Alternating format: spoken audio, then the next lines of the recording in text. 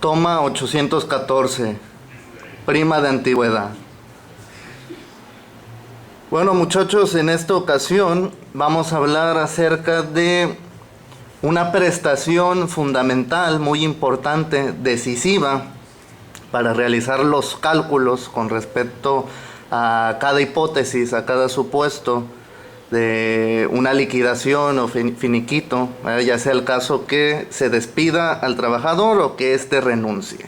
Entonces, este es el factor principal. La prima de antigüedad está marcada en el artículo 162 de la Ley Federal del Trabajo y es la que se va a determinar del hecho de que alguien renuncie o de que se le despida a esta persona.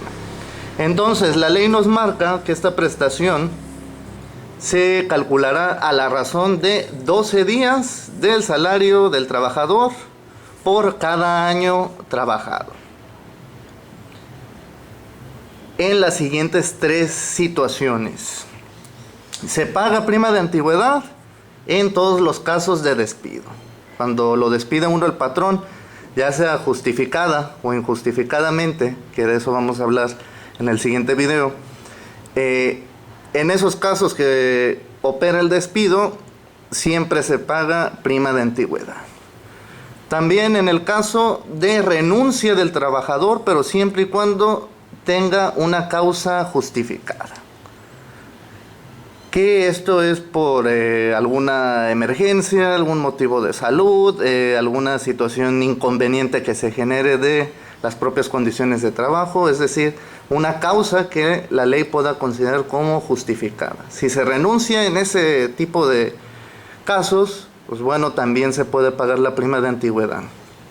Y el tercer supuesto es que el trabajador renuncie también, pero siempre y cuando ya tenga 15 años o más de servicio para esa empresa.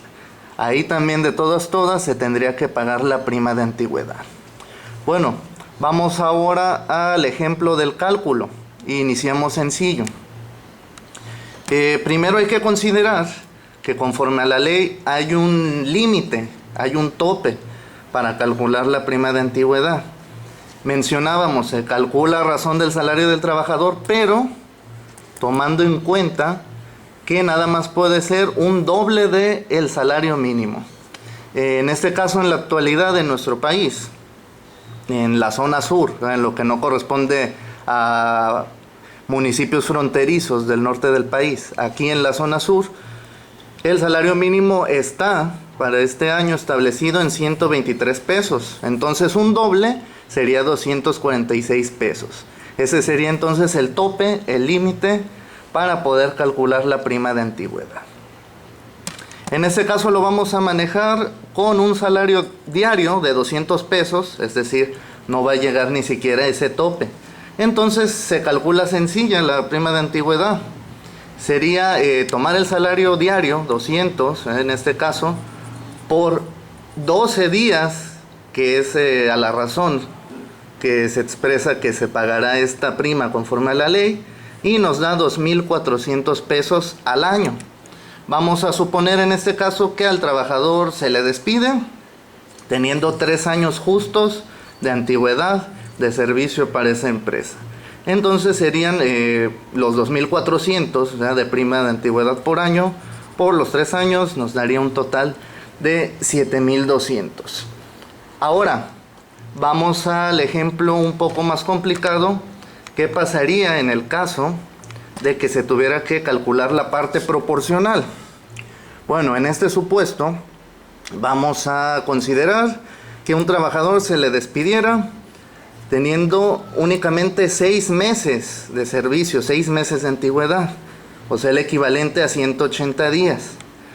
Para este caso vamos a necesitar de nueva cuenta un factor o coeficiente que surge, en este caso, de dividir los 12 días que corresponden a la prima de antigüedad entre 365 días posibles del año, y nos da un factor de 0.032. Entonces, eso lo trasladamos aquí al cálculo de parte proporcional para aplicarlo. Serían entonces los 6 meses o 180 días que tenía de antigüedad el trabajador por el factor de 0.032, lo que nos daría 5.76 días como parte proporcional de su prima de antigüedad. Eso lo multiplicaríamos finalmente por los 200 pesos que es su salario diario y nos daría un total de 1,152 pesos correspondientes a su prima de antigüedad como parte proporcional por 6 meses que duró en ese trabajo. Bueno, hasta aquí llega la explicación relativa a prima de antigüedad.